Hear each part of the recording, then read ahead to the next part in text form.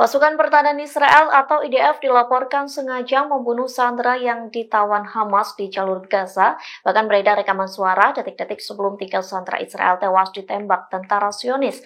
Mereka pun sempat berteriak dan memohon untuk diselamatkan namun tetap ditembak oleh IDF. Dikutip dari Serambi News, rekaman suara itu justru dibocorkan oleh media Israel. Dari rekaman audio itu terdengar seorang sandera yakni Alon Samris berteriak meminta tolong agar diselamatkan oleh IDF. Audio yang bocor ke media itu diterbitkan Zionis di akun X pada hari Minggu 3 Maret. Dalam audio itu terdengar Alon berteriak, "Selamatkan kami." Sementara Yotam Hai mengonfirmasi bahwa mereka adalah sandera. Tak berselang lama terdengar suara tembakan beruntun hingga tiba-tiba audio terpotong. Dilaporkan audio itu diperoleh dari kamera yang dipasang pada seekor anjing dari unit OGATS. Kakak Alon yakni Yonatan pun mengungkapkan bahwa audio tersebut bocor sebelum disampaikan kepada keluarga.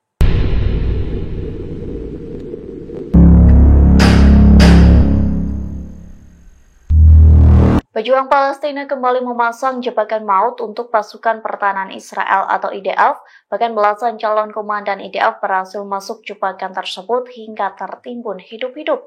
Di antara 17 calon komandan IDF dilaporkan 3 personil tewas. Dikutip dari The Times of Israel, jebakan maut itu diakui oleh IDF melalui pernyataannya. Dilaporkan pejuang Palestina berhasil menjebak IDF di kota Khan Younis, Gaza pada Sabtu 2 Maret silam. Pejuang Palestina dilaporkan memasang bom di sebuah gedung. Lantas sekira 17 tentara IDF masuk ke dalam gedung berisi jebakan Hamas.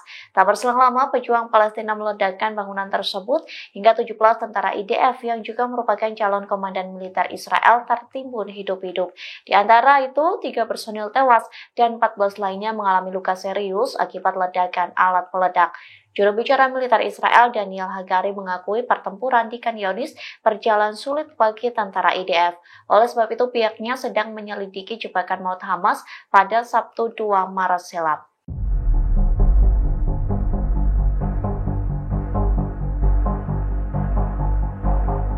Belasan calon komandan Israel berhasil dijebak Hamas hingga tertimbun bangunan secara hidup-hidup.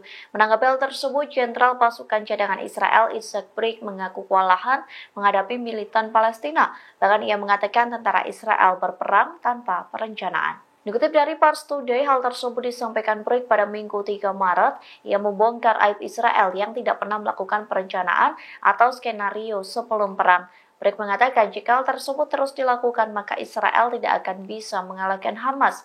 Jenderal IDF pun membahas 17 tentara Israel yang terbunuh dan terluka di Khan Younis.